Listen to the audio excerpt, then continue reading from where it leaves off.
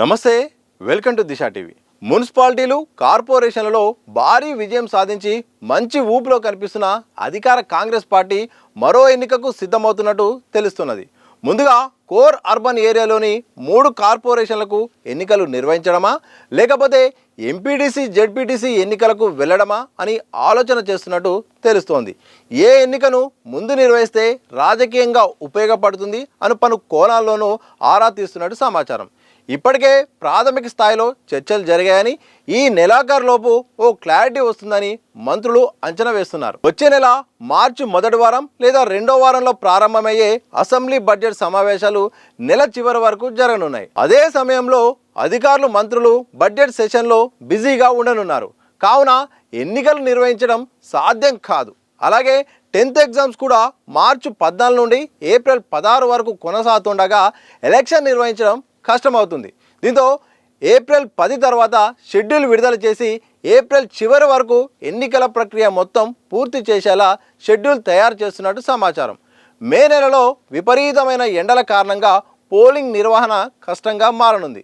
దీనితోడు వేసవిలో సహజంగా తలెత్తే తాగునీరు, కరెంటు కోతల సమస్యలు రూలింగ్ పార్టీపై ప్రభావం చూపే అవకాశం ఉంటుంది. ఇక మున్సిపల్ ఎన్నికలతో పాటు 2 నెలల క్రితం జరిగిన సర్పంచ్ ఎన్నికల్లోనూ కాంగ్రెస్ పెద్ద ఎత్తున సీట్లను సొంతం చేసుకుంది. మొదటి నుండి కోర్ అర్బన్ ఏరియాలో కాంగ్రెస్కు పట్టులేదు. అసెంబ్లీ ఎన్నికల్లో సైతం ఆ పార్టీ ఎమ్మెల్యే సీట్లను గెలుచుకోలేదు. దీంతో ముందుగా ఔటర్ రింగ్ రోడ్లో ఉన్న మున్సిపల్ కార్పొరేషన్లకు ఎన్నికలు నిర్వహిస్తే ఎలా ఉంటుందని ఆలోచన చేస్తున్నది. ఈ మధ్య జరిగిన మున్సిపల్ ఎన్నికల ఫలితాలతో పార్టీ శ్రేణులు మంచి జోష్లో ఉన్నారు. ఈ టైంలోనే కోర్ అర్బన్ ఏరియాలోని మున్సిపల్ కార్పొరేషన్లకు ఎన్నికలు నిర్వహిస్తే పాజిటివ్ రిజల్ట్ వస్తుందని, రాష్ట్ర వ్యాప్తంగా పార్టీకి తిరుగు లేకుండా ఉంటుందని ప్రభుత్వ పెద్దలు అంచనా వేస్తున్నట్టు తెలిసింది. జిహెచ్ఎంసీ పునర్విభజనలో భాగంగా ఇటీవల 3 కార్పొరేషన్లు ఏర్పాటు చేయగా ఈ 3 కార్పొరేషన్లకు ఒకేసారి ఎన్నికలు నిర్వహించి తమ ఖాతాలో వేసుకోవాలని అధికార పార్టీ భావిస్తోంది. మరోవైపు సర్పంచ్ మున్సిపల్ ఎన్నికల్లో కాంగ్రెస్ పార్టీ సత్తా చాటింది. దీంతో వెంటనే ఎంపీటీసీ జెడ్పీటీసీ ఎన్నికలు నిర్వహిస్తే రాజకీయంగా ఎలాంటి ప్రయోజనాలు ఉంటాయని అధికార పార్టీ నేతలు ఆరా తీస్తున్నారు. ఇప్పటికిప్పుడు ఎన్నికలు నిర్వహించకపోతే కేంద్రం నుండి వచ్చే 10% నిధులు నిలిచిపోవడం తప్ప ఇతర సమస్యలు లేవంటున్నారు. ఇక మున్సిపల్ ఎన్నికల తర్వాత యాసంగికి సంబంధించిన రైతు భరోసా నిధులు విడుదల చేస్తామని సీఎం రేవంత్ రెడ్డి ప్రకటించగా త్వరలో ఆ నిధులను రైతుల ఖాతాలో జమ చేసే అవకాశం ఉంది.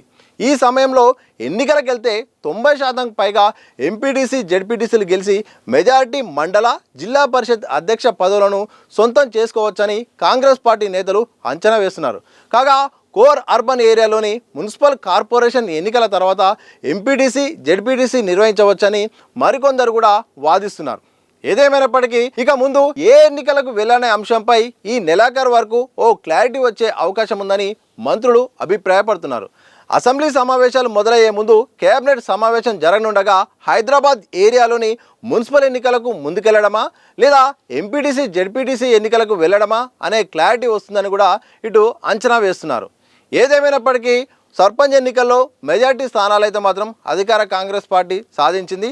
ఇక ఈ మధ్య జరిగిన మున్సిపల్ ఎన్నికల్లో కూడా మెజార్టీ కార్పొరేషన్లు అలాగే దాదాపు 85 పైగా స్థానాల మున్సిపాలిటీలు కూడా కాంగ్రెస్ కైవసం చేసుకుంది.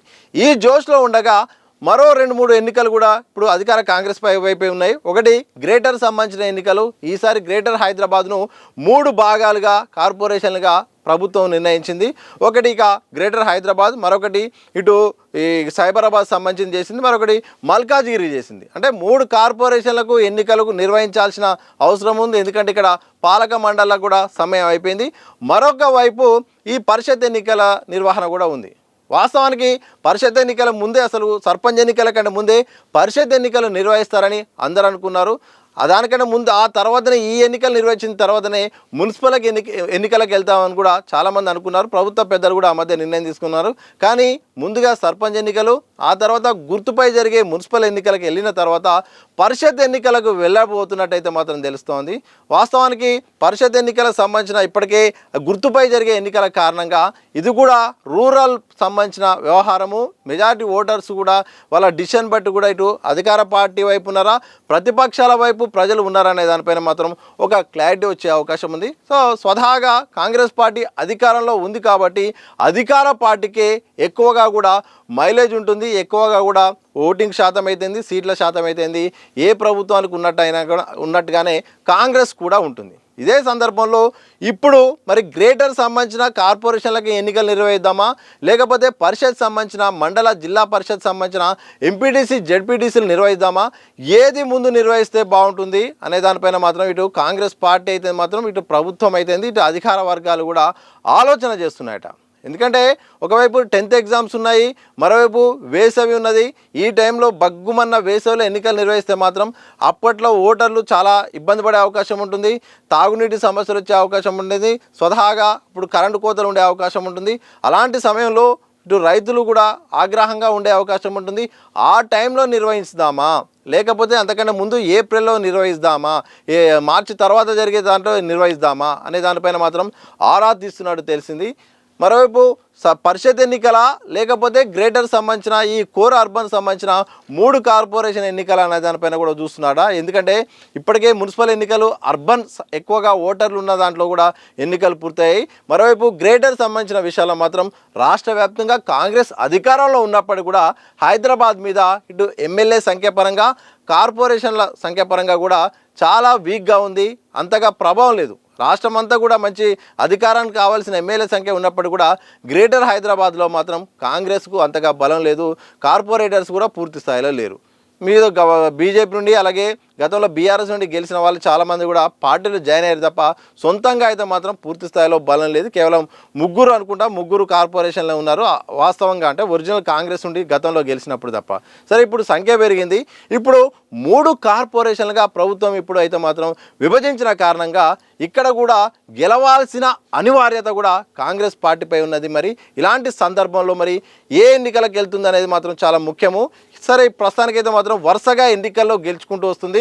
ఇటు సర్పంచ్ ఎన్నికలు అయితేంది, జూబ్లీల్స్ బైపోల్ అయితేంది, ఆ తర్వాత ఈ మధ్య జరిగిన మున్సిపల్ ఎన్నికలు అయితేంది, మంచి ఓటింగు, సీట్ల పర్సెంటేజు, నెంబర్స్ కూడా రావడంతో ఈ జోష్లో మరో ఎన్నిక నిర్వహిస్తే బాగుంటుంది, మళ్ళీ అప్రతిహాతంగా కొనసాగే అవకాశం ఉంటుందన్న ఒక అంచనాకైతే వచ్చినారు. త్వరలో మాత్రము ఇక రైతు భరోసా వేసి ఎంపీటీసీ అలాగే జెడ్పీటీసీ ఎన్నికలు నిర్వహించడానికి ఒక చర్చ నడుస్తుంది, లేకపోతే గ్రేటర్ సంబంధించిన ఎన్నికలు నిర్వహిస్తామని చర్చ నడుస్తుంది. చూడాలి. ఏదేమైనా కానీ ఒక క్లారిటీ మాత్రం ఈ మధ్యకాలంలో వారం 10 రోజుల్లో మాత్రం ఒక క్లారిటీ వచ్చే అవకాశం ఉంటుంది.